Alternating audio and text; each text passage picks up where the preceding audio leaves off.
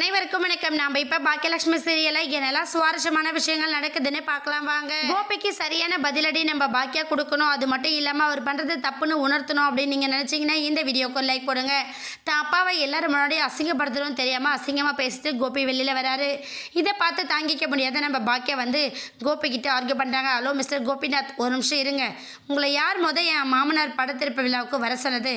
வந்தீங்க நாளோட நாராயணா இருந்து சாப்பிட்டு போகாம எதுக்கு தேவையில்லாம எங்கள் மாமாவை பற்றி தப்பாக பேசுகிறீங்க அப்படிங்கிற அளவுக்கு நம்ம பாக்கியா கேட்க உடனே கோபி வந்து, ஏ பாக்கியலட்சுமி, என்ன எல்லாத்தையும் சாதிச்சிட்டான் அப்படிங்கிற திமிரில் ஆடிக்கிட்டு இருக்கியா?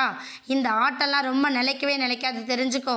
ஏன்னா என்னை எந்த சடங்கையும் செய்ய விடாத ஒரு பாவத்தை தூக்கி சுமக்கிற மாதிரி பண்ணிட்டுல, இதுக்கு எல்லாத்துக்கும் சேர்த்து நீ அனுபவிக்க வைப்பாரு அப்படின்னு சொல்லிட்டு நம்ம கோபி ரொம்ப ஆஷா பேசுகிறாங்க. உடனே பாக்கியா என்ன பண்ணாங்கன்னா, போதும் கோபிநாத், நான் உங்ககிட்ட பேச வந்த விஷயமே வேற.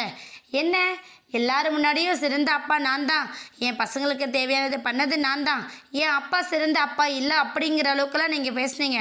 அப்படி என்ன உங்கள் பசங்களுக்கு சிறந்த அப்பாவை நீங்கள் நடந்துக்கிட்டீங்க அப்படின்னு சொல்லிட்டு நம்ம பாக்கியா கேட்குறாங்க. உடனே கோபி வந்து, ஏய் என்ன, என் பசங்க சொல்லட்டும், நான் எதுவும் பண்ணலாம் அப்படிங்கிற மாதிரி நம்ம கோபி சொல்கிறாங்க. உடனே பாக்கியா வந்து, போதும் கோபி, நீங்கள் எதுவும் தேவையில்லாமல் பேசாதீங்க. சிறந்த அப்பா அப்படிங்கிறது பசங்களுக்கு வேணுங்கிறத பண்ணுறது மட்டும் இல்லாமல் பசங்களுக்கு நல்வழி எது அப்படிங்கிறதையும் காட்டுறது தான்.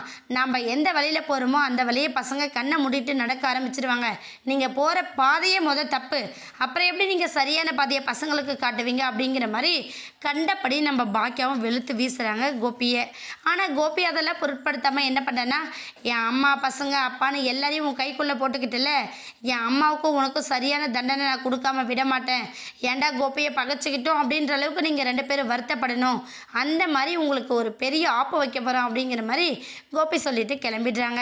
என்ன பட்டாலும் திருந்தாத ஜென்மம் இப்படி தான் இருக்கும் அப்படிங்கிற மாதிரி நம்ம பாக்கியாவும் கிளம்புறாங்க. கண்டிப்பாக பாக்கியாவோட பிஸ்னஸ்க்கு தான் ஆப்பு வைக்கிற விதமாக எல்லா ஏற்பாடையும் பண்ண போகிறாரு கோபி. அதனால் அவரே வசமாக மாட்டதான் போகிறாரு. வெயிட் பண்ணி பார்க்கலாம். இந்த வீடியோ உங்களுக்கு பிடிச்சிருந்தா மறக்காமல் நம்ம சேனலை சப்ஸ்கிரைப் பண்ணுங்கள். தேங்க்யூ.